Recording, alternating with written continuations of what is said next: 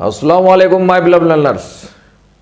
Today we are going to improve our communication skills and we are going to enhance our vocabulary and construction of sentence.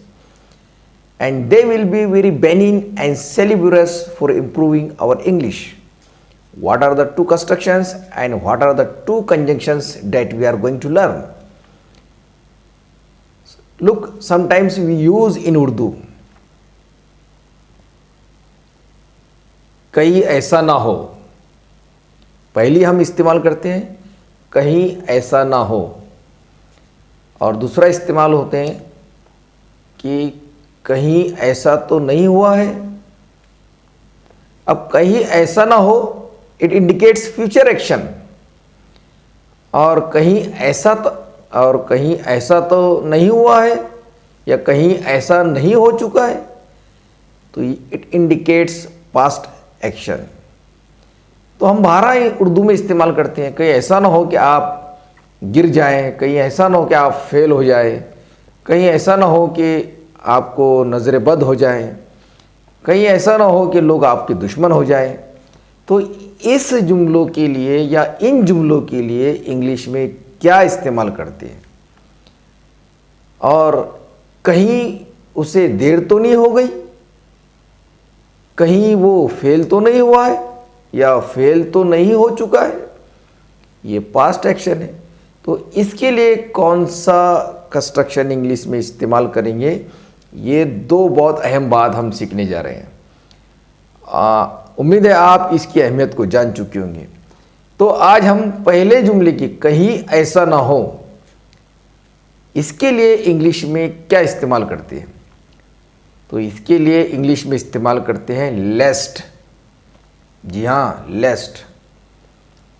अब लेस्ट कैसा इस्तेमाल करेंगे, बहुत आसान है। देखिए, don't make noise lest he should awake.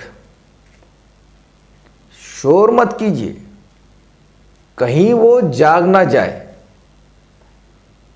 अब आप सोच रहे होंगे कि इसके अंदर तो ना का तो कहीं वर्ड ही नहीं है। जी हाँ, लेस्ट में ही खुद निगेटिव इंडिकेट्स करता है, कहीं वो ऐसा ना हो, इसके लिए ही लेस्ट इस्तेमाल होता है। और लेस्ट में हमेशा शुड इस्तेमाल होता है ज़्यादातर, इसलिए इस बात का ख्याल रखिए। Work hard लेस्ट you should fail. मेहनत करो कहीं ऐसा ना हो आप फेल हो जाए।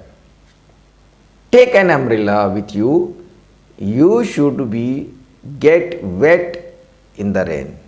कहीं ऐसा ना हो कि आप भीग जाओ, इसलिए आप अपने साथ अम्ब्रेला लीजिए। तो आपके समझ में आ चुका होगा कि लेस्ट का इस्तेमाल कैसे करते हैं।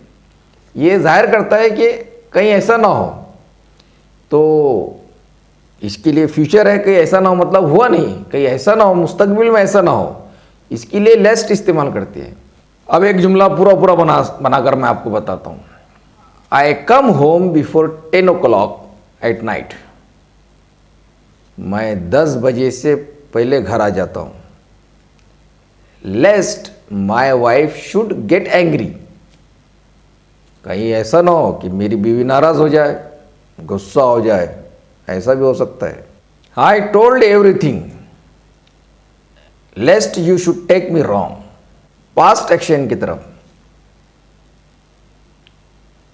कहीं उसे चोट तो नहीं आई है, वो पागल तो नहीं हो चुका है।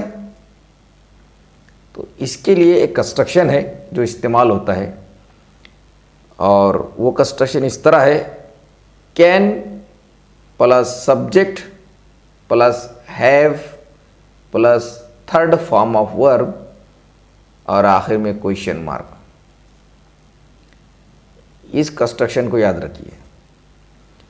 अब वो हमको ये कहना है कहीं वो रास्ता तो नहीं भूल चुका है या कहीं वो रास्ता तो नहीं भूल गया है, तो उसके लिए इस्तेमाल करेंगे can he have forgotten the way.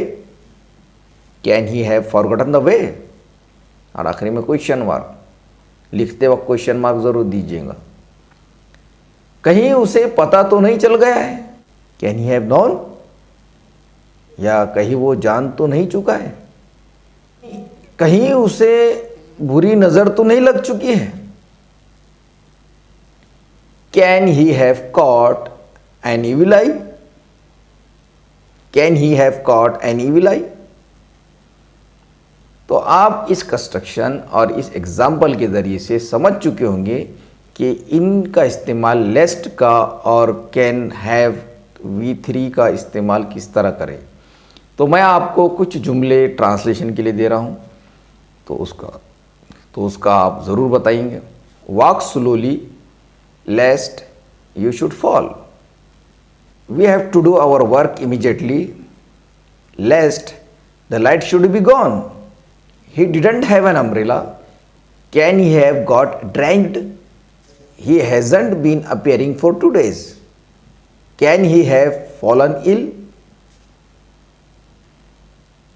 तो इसका ट्रांसलेशन क्या होगा, इन जुमलों का ज़रूर आप डिस्क्रिप्शन में या अपने नोटबुक में लिखकर बताइएगा। चलते हैं, अस्सलाम वालेकुम। I hope that you liked very much this video, and it will definitely improve your speaking skill, and it will help you to be fluent in English speaking, mashallah. And day by day and gradually we are trying to, and we are enjoying to improve your English. So keep watching and share this video to the deserved people who are craving for learning English, who are yearning for learning English. I hope so. Thank you for watching this video up to the end. Allah Hafiz.